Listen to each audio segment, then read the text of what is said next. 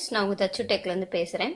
இன்றைக்கி நம்ம என்ன ரெசிபி பார்க்க போகிறோம்னா, வீட்லேயே சோளம் அதாவது கார்னை வேக வச்சு எப்படி செய்யறதுன்ட்டு பார்க்க போகிறோம். வாங்க, ரொம்ப சுவையான கார்னை பர்ஃபெக்டாக வேக வச்சு எடுக்கிறதுன்ட்டு பார்க்கலாம். வாங்க வீடியோக்குள்ளே போகலாம். அதுக்கு 2 சோளத்தை இந்த மாதிரி தோல் எடுத்து எல்லாம் கட் பண்ணி வாஷ் பண்ணி வச்சுருக்கேன்.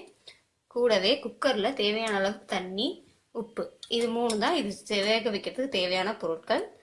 நான் எப்பவுமே சோளத்தை தோலோடு தான் வாங்கிறது. தோலோடு வாங்கி நம்ம செய்யும் போது நல்லாயிருக்கும். இப்போது இதை எப்படி வேக வைக்கிறதுனா, குக்கரில் இன்றைக்கி நான் 2 சோளத்தை எடுத்திருக்கேன். இந்த மாதிரி கட் பண்ணி எடுத்து வச்சுருக்கேன். இப்போ இந்த குக்கரில் இந்த சோளத்தை போட்டுடலாம். போட்டுட்டு நல்லா முழுகிற அளவுக்கு தண்ணி வச்சுருங்க. கூடவே கொஞ்சம் கல்லுப்பு போட்டுட்டு நல்லா மிக்ஸ் பண்ணிவிட்டு இதை மூடி ஒரு 4 விசில் விட்டு எடுக்கலாம். வாங்க, நல்லா முழுகிற அளவுக்கு தண்ணி வச்சுட்டு இப்போ இதை மூடி போட்டு மூடிக்கலாம். மூடி போட்டு மூடி ஒரு 4 விசில் விட்டு எடுக்கலாம். வாங்க, மூடியை போட்டாச்சு. ஹீட் ஃபுல்லாகவே வச்சுக்கோங்க. 4 விசில் விட்டு எடுக்கலாம். இப்போ குக்கரில் 4 விசில் நல்லா விட்டு எடுத்தாச்சு. இப்போ இதை ஓப்பன் பண்ணிடலாம். நல்லா பர்ஃபெக்டாக வந்திருக்கு.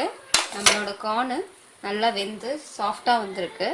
இப்போது எடுத்து நம்ம சர்வ் பண்ணிடலாம். இந்த மாதிரி இது எடுத்து நல்லா டைட்டாக பிடிச்சிக்கோங்க. எடுத்து ஒரு பாத்திரத்தை ட்ரான்ஸ்ஃபர் பண்ணி இதை சர்வ் பண்ண ஆரம்பிச்சிடலாம்.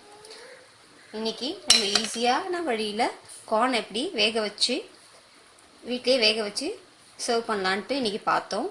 உங்களுக்கு இந்த வீடியோ பிடிச்சிருந்தால் லைக் பட்டனை கிளிக் பண்ணுங்கள். Subscribe my channel. உங்களிடமிருந்து விடைபெறுவது உங்கள் தச்சுட்டேன். தேங்க்யூ. கண்டிப்பாக ட்ரை பண்ணி பாருங்கள்.